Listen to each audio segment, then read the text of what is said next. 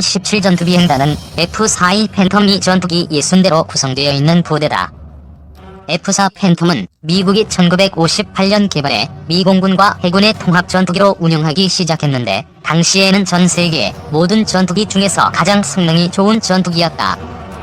특히 6톤 이상의 무장을 장착할 수 있는 능력이 있기 때문에 F-4 팬텀은 전투기 폭격기인 전폭기라는 이름으로 불렸다.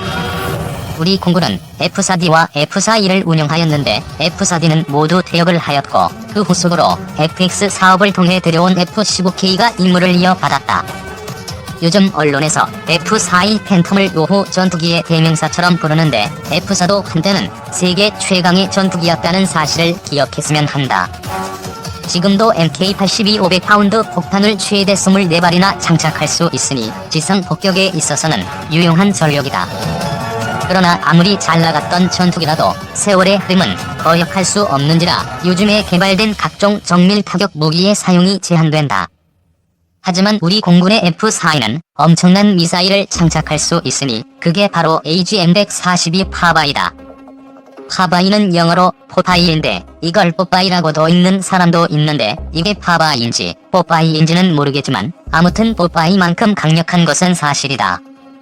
사정거리가 무려 110km나 되고 정확도는 1m이며 2m 두께의 콘크리트도 관통할 수 있다. 전 세계에 존재하는 모든 장거리 공대지 미사일 중 가장 정확한 미사일이며 탄두 중량도 350kg이나 돼 F-15K가 운용하는 탄두 중량 230kg의 슬래머보다 훨씬 강하다. 우리 공군이 운영하는 모든 공대지 미사일 중 가장 강한 위력이다. 우리 공군은 2000년대 초반 한 발당 20억 원에 이르는 이 파바이 미사일을 100여 발 도입하고 F-4E 팬텀 전투기를 개량하여 사용할 수 있게 했다. 17전투 비행단은 북한에 도발이 있으면 즉시 그 원점을 타격하기 위해 F-4E 팬텀과 파바이 미사일을 비상대기 시켜놓고 있다. 사이렌이 울리면 불과 30분도 안 돼서 파바이를 장착하고 이륙할 수 있는 시스템을 갖추어 놓았다. 그런데 17전투 비행단의 F-4E들은 나이가 너무 많다. 1967년생부터 1981년생까지 있으니 이미 불복의 나이를 넘긴 기체들이 우리 안보를 지키기 위해 아직도 현역에서 뛰고 있는 것이다. 공군은 이를 더 사용하기 위해 개량의 개량을 거듭하였으나 결국 그 한계에 의해왔고 올해부터 퇴역을 시작하여 2019년까지 모든 F-4E 팬텀 전투기가 퇴역하게 된다. 그러면 이 후속 기체들은 어디에? 그것이 바로 FX-3 사업을 통해 들여올 차세대 전투기들인 것이다. FX-3 사업이 적시에 진행되어야만이 F-4E의 퇴역에 따른 공백을 최소화할 수 있는 것이다. 2. 세계 무기 동향. 싱가포르 국방부가 육군의 노후한 병력 수송 장갑차 M113A2 울트라를 대체할 차세대 궤도형 장갑 전투 차량 최종 시제품을 공개했다. 신형 장갑차는 임시 명칭이 뉴제너레이션이며 공식 명칭은 아직 정해지지 않았다.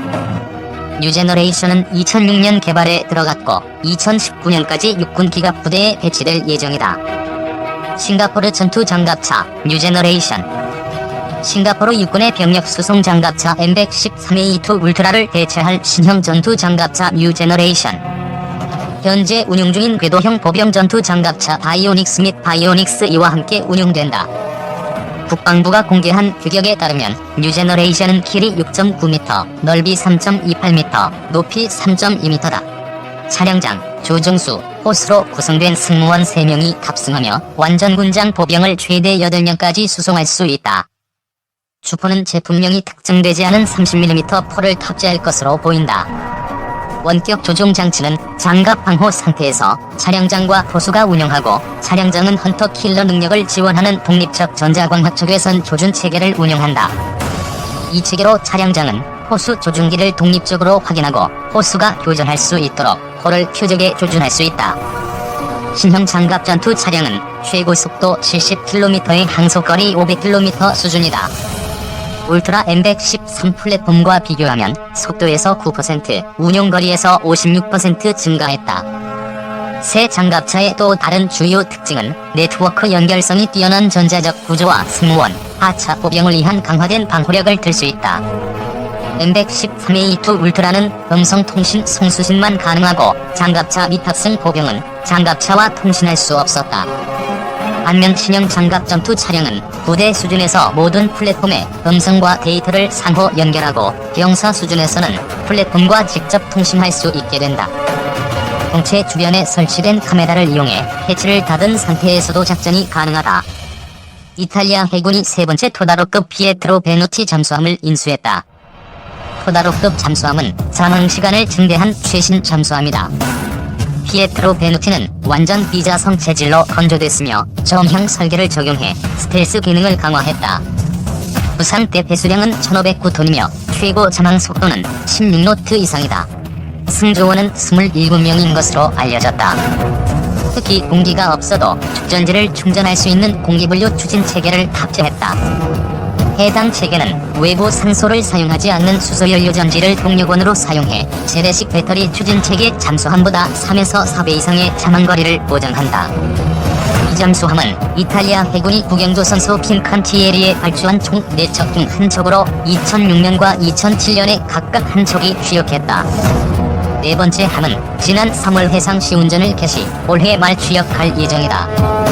미 해군이 SM-2 미사일의 성능 개량 및 노후 부품 교체 사업의 일환으로 능동형 레이더 탐색기를 장착할 계획이다. 미 해군은 2011년 SM-2 구매 이후 신규 조달을 중단했지만 재고 장비는 향후 20년 동안 유지할 방침이다. 현재 SM-2 계열 미사일은 반능동형 레이더 유도 방식을 사용하기 때문에 교전 종말 단계에서 표적을 조사하기 위한 장치가 필요하다. 그러나 미사일 앞부분에 능동형 탐색기를 장착하면 조사 장치가 필요 없고 위협에 선제적으로 대응할 수 있다. 미 해군은 2017년부터 SM-2 노후 부품 교체 사업에 착수할 예정이다. 미국 로고스 테크놀로지스사가 비행기구용으로 설계된 서레니티 사격 탐지 체계를 개조해 전 세계 미군 기지에서도 운용할 수 있는 타워 장착형 서레니티를 제작했다.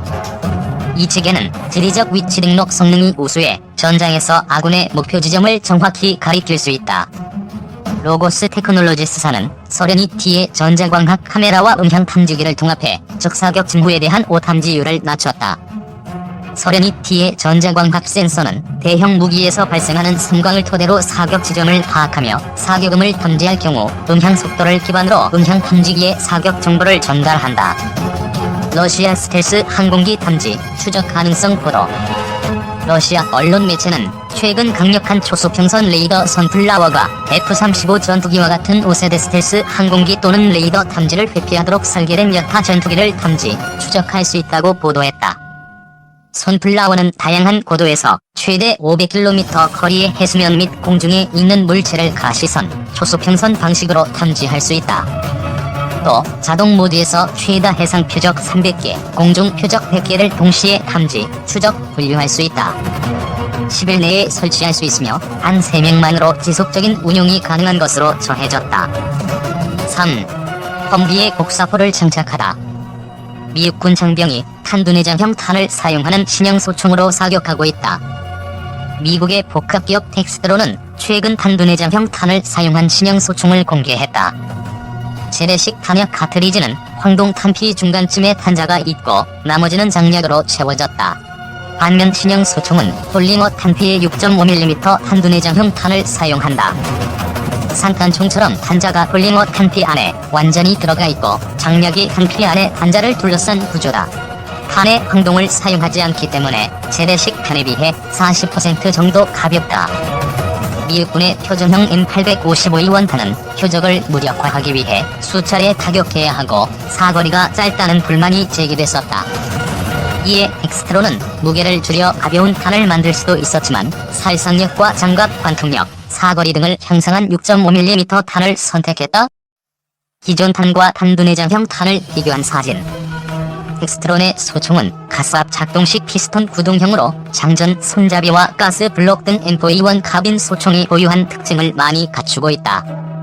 휴대용 전등과 레이저 장비 등의 장치를 부착하기 위한 군용 표준 레일이 있다.